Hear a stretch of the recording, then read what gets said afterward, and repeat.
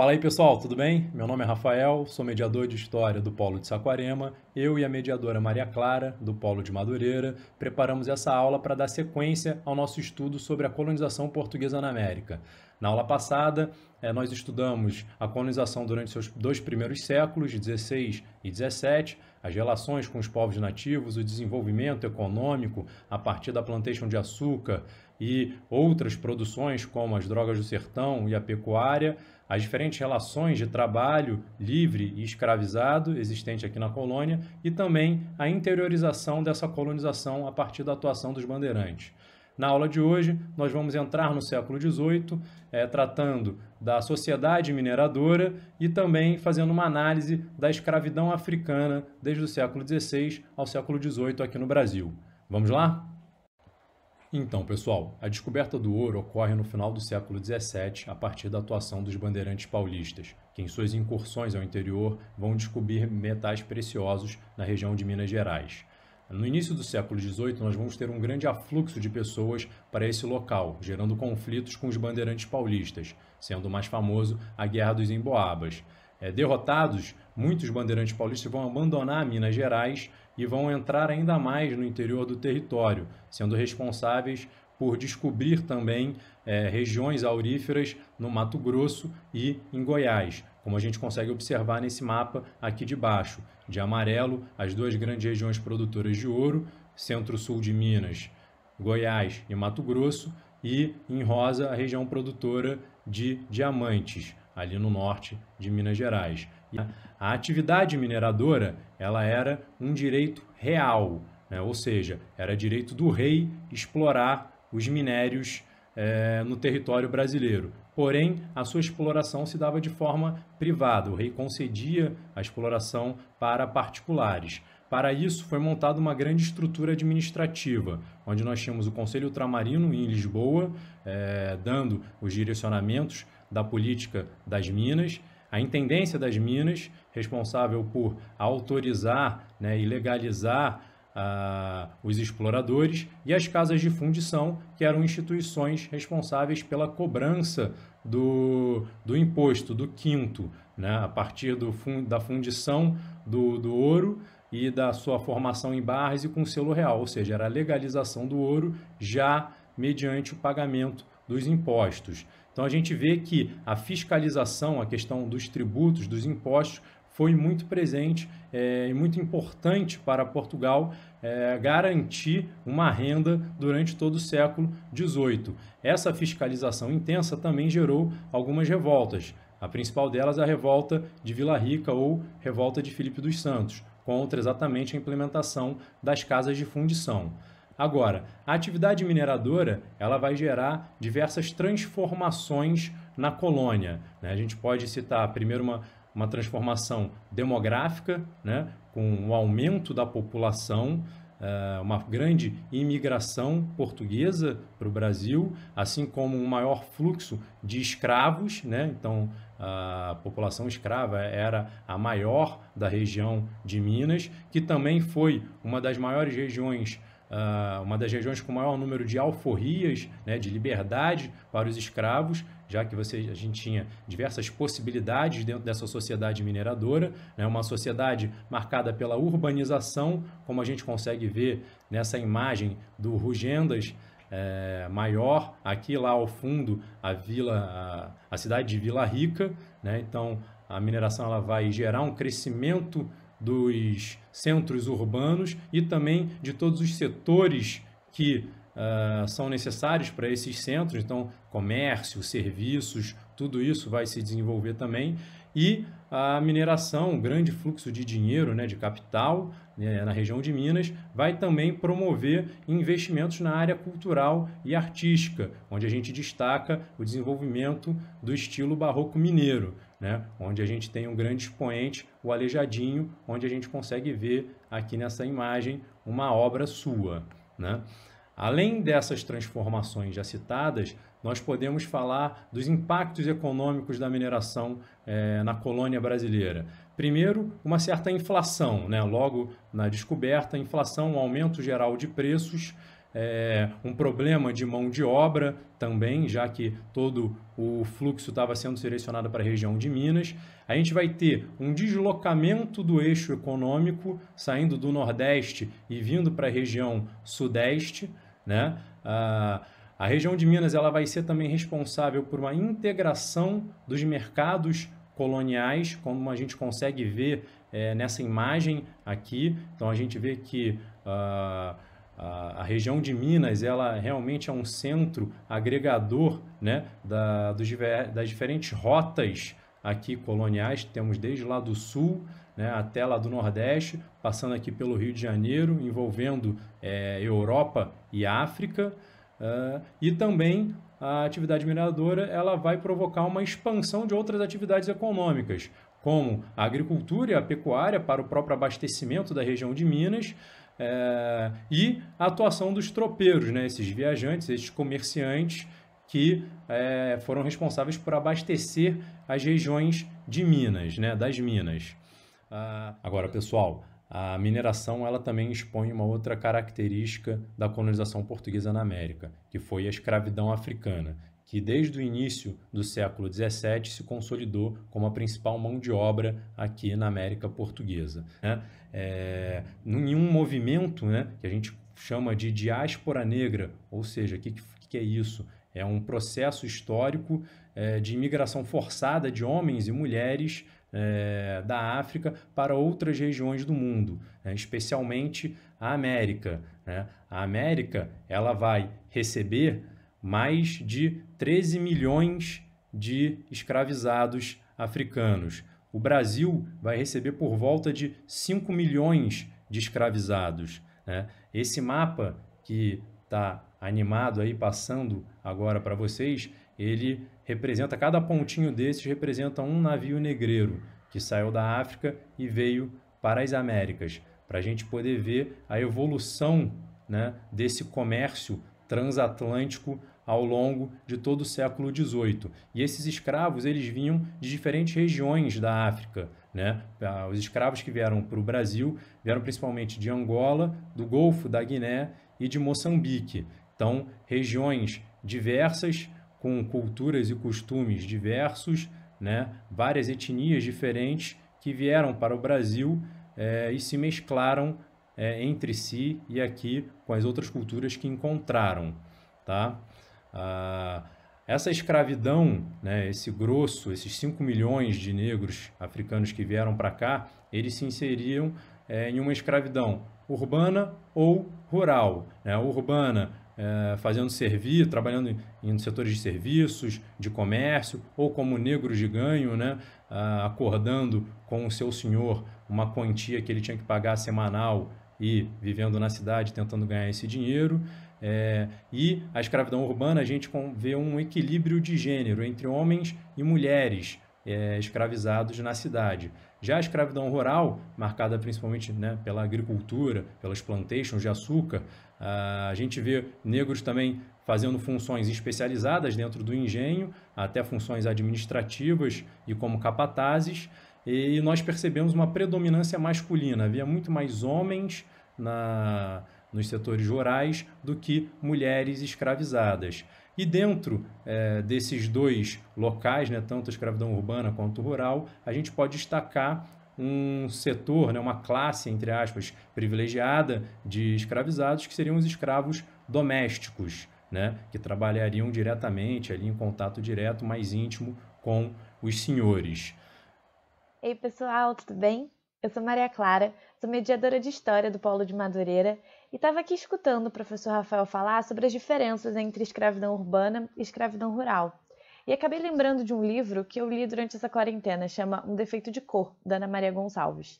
É um livro muito interessante porque, apesar de ser uma ficção literária, ele conta com uma vasta pesquisa histórica por parte da autora. A personagem principal do livro se chama Querinde. Ela nasceu em 1810, em Savalu, no reino de Daomé, em África.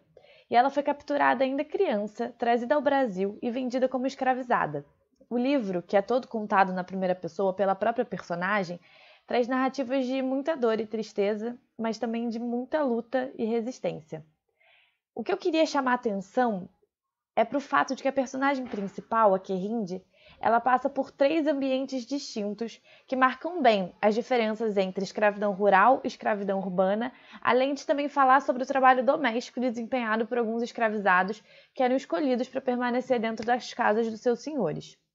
A Querinde, ainda criança, é levada para trabalhar dentro da casa grande, servindo de companhia para a filha dos senhores. Depois, mais velha, é levada para trabalhar na lavoura, e quando a fazenda é vendida, todos se mudam para a cidade e ela começa a trabalhar como negra de ganho, uma das funções que o Rafael mencionou agora serem parte da vida na cidade, da vida dos escravizados na cidade.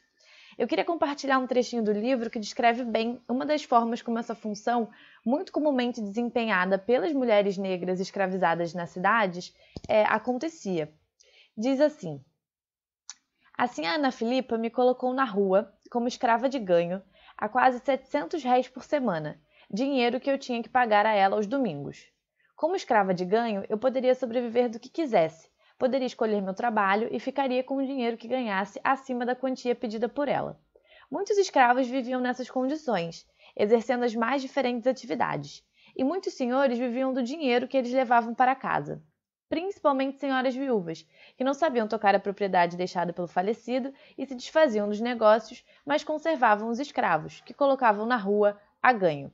Ou seja, essas pessoas escravizadas que iam trabalhar a ganho nas ruas da cidade tinham que pagar uma quantia a seus senhores, mas podiam guardar um certo excedente. Ou seja, muitas das escravizadas e escravizados que trabalhavam a ganho juntavam esse excedente, abriam espécies de poupanças em associações de pessoas escravizadas ou simplesmente guardavam consigo para que depois pudessem comprar a sua carta de alforria. Então existe uma relação, inclusive, entre essa função e a possibilidade de compra da liberdade por essas pessoas. Enfim, fica aí a indicação desse livro para quem se interessar e até já já, a gente se vê. Mas nós temos que destacar também a resistência africana contra as violências que sofriam. Essa resistência ela se dava de várias formas. Sobre essa questão, a Maria vai falar um pouquinho para a gente também. Antes que a gente perceba que existiram muitas formas de resistência à escravidão por parte da população escravizada. É claro que as fugas, revoltas e aquilombamentos são extremamente importantes. Algumas dessas formas de resistência são geralmente mais conhecidas para a gente, como o famoso Quilombo dos Palmares, localizado no que é hoje o estado de Alagoas, e onde lutaram contra a escravidão importantes figuras históricas, como Aquatune, Zumbi e Dandara. Outra forma de resistência foi o engajamento de escravizados e ex-escravizados no movimento abolicionista, como foi o caso do líder, jornalista e poeta Luiz Gama. Mas a verdade é que foram muitas as formas de se opor e resistir à escravidão durante esse período. Foram muitas as táticas encontradas e inventadas pela população escravizada para proteger as suas formas de existir, de viver e se relacionar. E, ao fazerem isso, desestabilizavam o próprio regime de escravidão. Por isso, a manutenção e reinvenção das práticas religiosas, dos cantos, ritos e danças são também formas de resistência importantes. A formação de redes de sociabilidade e solidariedade também. Mas o que todos esses exemplos de forma de resistência vêm apresentar e provar para a gente é que a dominação que a escravidão impôs durante todos esses anos no Brasil não poderia ter chegado ao fim sem as constantes tensões provocadas pelas várias formas de resistir que os escravizados encontraram, mesmo que diante de um sistema tão violento e opressor como foi a escravidão.